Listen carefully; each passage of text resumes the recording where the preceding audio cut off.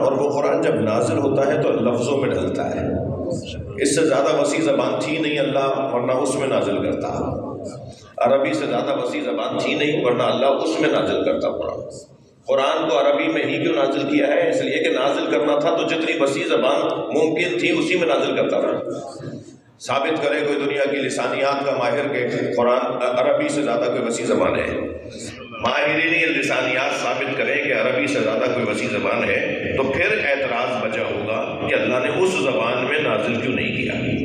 کیونکہ قرآن سے زیادہ عربی سے زیادہ وسیع زبان کوئی نہیں تھی کہ ایک ایک لفظ کے 10 معنی، ایک ایک لفظ کے 40 معنی بھی ہیں، ایک ایک لفظ کے 20 معنی، 40 معنی ہیں. اور پھر جب اتنے وسیع زبان ہے تو پھر قرآن کو تو نازل ہونا تھا، نیچے آنا تھا تو کسی زبان میں ڈھلنا تھا، لفظوں میں ڈھلنا تھا. جی وہ جو کتاب مقنون ہے وہ لفظوں کے پنجرے سے آزاد ہے، وہ لفظوں کی گرفت سے آزاد ہے، وہ لفظوں کی اسیری سے آزاد ہے. یہ جو لفظوں کی اسیری ہے نا، اسے کوئی یہاں اللہ کرے آپ یہاں اگر بیٹھے میری جگہ تو پھر پتہ چلے کہ لفظوں کی اسیری کسے کہا جاتا ہے.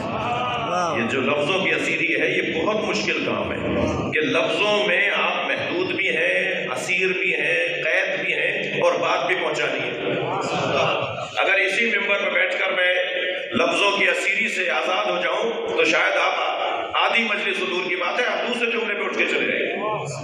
یقین جانیے اگر میں لفظوں کی اسیری سے آزاد ہو جاؤں، لفظوں سے آزاد ہو جاؤں تو آپ دوسرے جملے پر اٹھ کے چلے جائیں گے، مجمع مجلس خالی ہو جائے گی. یہ بالکل تو بولنا نہیں آتا، انہیں تو بات کرنا نہیں آتا.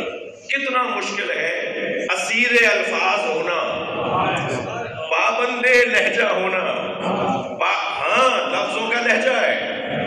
یہ کیوں قرآن مجید نے اللہ نے اپنے حبیب کے لیے کہا اللہ اکبر